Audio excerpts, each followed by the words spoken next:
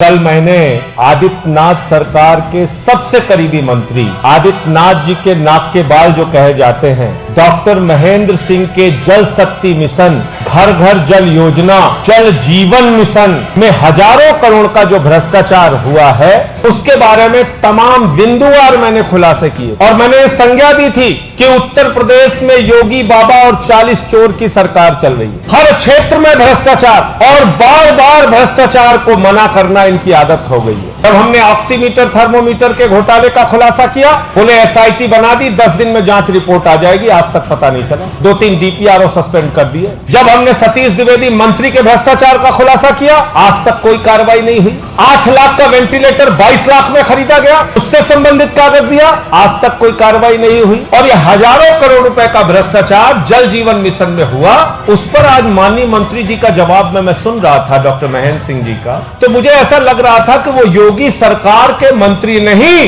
बल्कि एक भ्रष्ट कंपनी रश्मि मेटेलिक के एम्प्लॉय की तरह बात कर रहे हैं। एक उत्तर प्रदेश सरकार का मंत्री वो रश्मि मेटेलिक के लिए पूरी पैरवी कर रहा था, पूरी प्रेस कॉन्फ्रेंस कर रहे थे वो, और हर बात को जस्टिफाई कर रहे थे। तो मैं पूछना चाहता हूं मंत्री जी, आपको और आपके अधिकारियों को कितनी रिश्वत मिली है रश्मि मेटेलिक से, जिसके कारण आप पूरी पैरवी में जुट गए? आपने मेरी किसी बात का जवाब नहीं दिया, खाली गोल मोल घुमाते रहे। मंत्री जी ने कहा उत्तर प्रदेश सरकार ने जल जीवन मिशन में पाइप की सप्लाई का कोई टेंडर नहीं किया।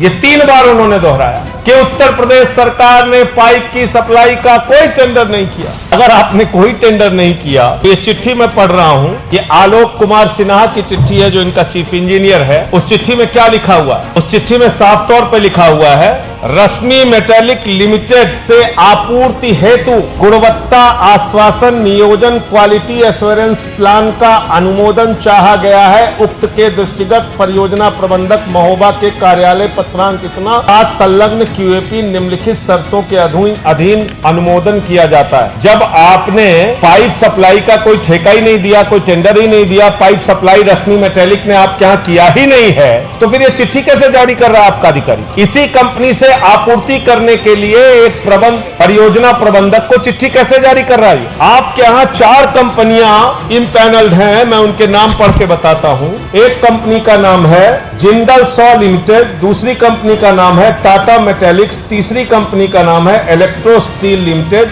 और एक कंपनी का नाम है इलेक्ट्रो स्टील कास्टिंग लिमिटेड। तो इन कंपनियों के बारे में लिखना चाहिए था चिट्ठी कि अगर इम्पैनल कंपनी ये है तो इन कंपनियों से पाइप खरीदनी चाहिए। इसमें टाटा का नाम है, इसमें जिंदल का नाम है, इसमें इलेक्ट्रो स्टील कंपनी का नाम है। ये तो आपका इम्पैनल कंपनियां हैं। तो आपके ही अधिकारी, या तो आप कह दीजिए कि ये चिट्ठियां झूठी हैं। महेंद्र सिंह जी को मैं चुनौती देता हूं, आकर कहें कि ये चिट्ठियां झूठी है। इनके खुद के चीफ इंजीनियर आलोक कुमार सिन्हा ने ये चिट्ठी क्यों लिखी है? रश्मि मेटेलिक के नाम से चिट्ठी क्यों लिखी है कि इसको आपूर्ति के लिए क्यूएपी दी जा रही है? क्यों लिखी है ये? इसका जवाब उनको देना चाहिए।